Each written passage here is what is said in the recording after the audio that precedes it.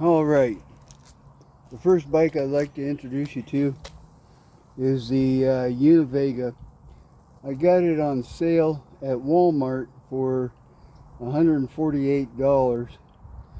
I caught it as I think a factory closeout from Univega. Univega is actually owned by Kent. The reason I know that is on this particular bike, they shipped everything, but I didn't get the front disc brake with it. They did send it to me promptly when I called them. Anyways, I just thought I'd let you know about the Univega as the first bike in use on my fleet. I think the bike actually is a great bike for seniors. The only thing I've changed is I've added this stem right here and to give it a little rise. It's an extra large. I think the only difference they actually make is not to the frame, but I think the seat post length is what they consider large, extra large, or whatever. The frames all look the same size actually. I don't know that for certain, but if somebody knows that, let me know. Anyways, I was impressed with the bike, and I was impressed enough to buy two of them at that price. So I'll give you the factory details when I post the video on YouTube.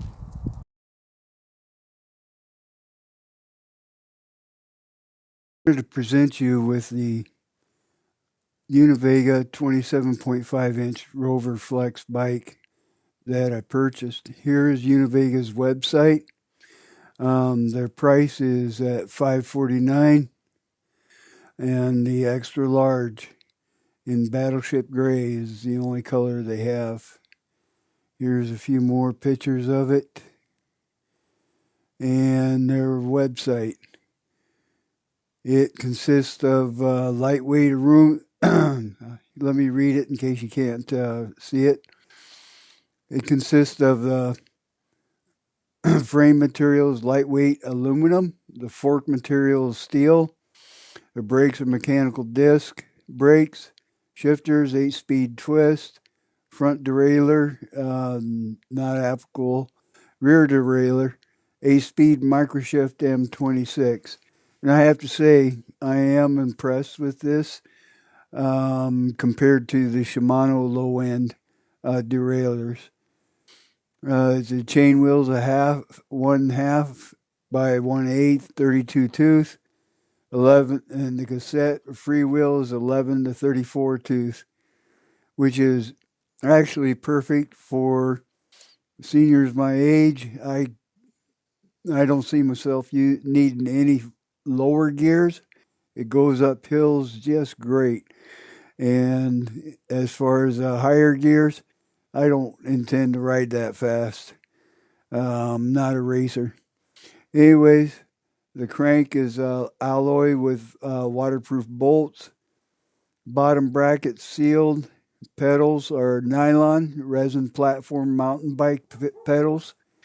The chain is a KMC Z8. The wheel set is alloy double wall. The spokes are stainless steel, 14 gauge, and the tires are 27.5 by 2.25. Versatile semi-knobby smooth treads. They actually shipped it with two sets of tires on my order, which was at $148. The front hub was alloy. The rear hub was alloy. The headset is 1.5 or 1/8 inch steel. The handlebars are 620 millimeter steel with 31.8 millimeter rise. Stem is alloy. A-head, grips, rubber, saddle, mountain bike. Seat post is 350 millimeter alloy with quick release. And accessories are the derailleur guard, water bottle bosses, and the deluxe kickstand. And I was actually impressed with that little kickstand. It's adjustable. Anyways, here's a picture of it. And if you see it, you can adjust the little kickstand down here.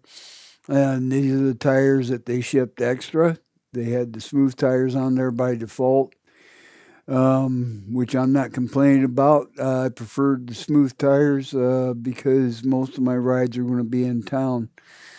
I did change the headset to an adjustable because I don't want to be bent over that far.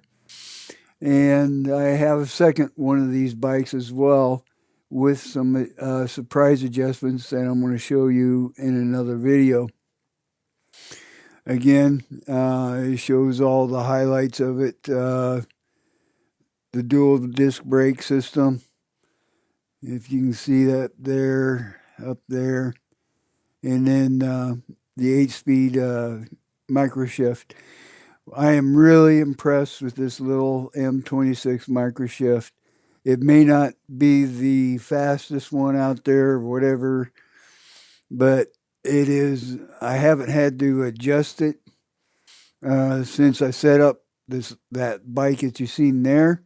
And on the first order that I got the bike, actually is all preset and ready to go. I didn't have to do any adjusting, and it was indexed perfectly up here on the handlebars. Anyways, and here's just a few pictures. Yeah, I think this is kind of nice. It's assembled in the USA. Okay. I think we really, as Americans, we need to support our country, but I also don't think we need to turn our backs on the Chinese. Um, they sit there and bloat their chests and pound their chests as far as the politicians and stuff.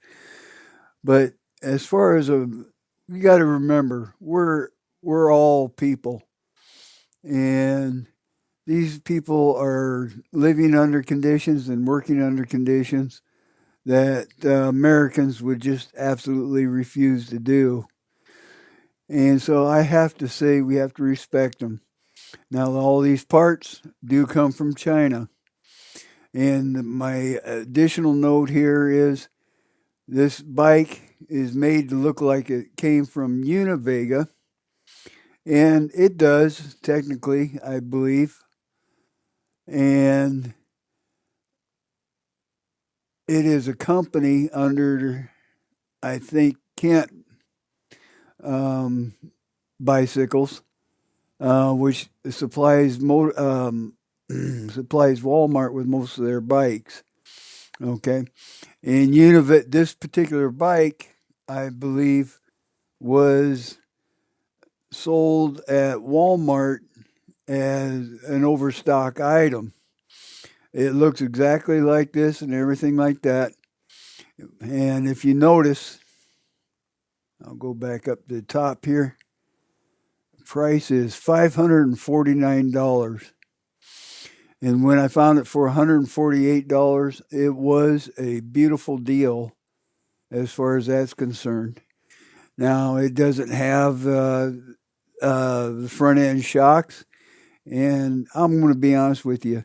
I believe those front end shocks are a gimmick. Mountain bikers will probably disagree with me, and I don't do any races. So on mountain biking, nor do I do any hardcore trail riding. I'll do simple trails and simple roads, and that's the extent of my experience, and then that's the extent of my desire. Anyways, that's the introduction to the Univega 27.5-inch Rover Flex that I bought at Walmart for $148, I believe, on clearance. Or possibly they're overstocked.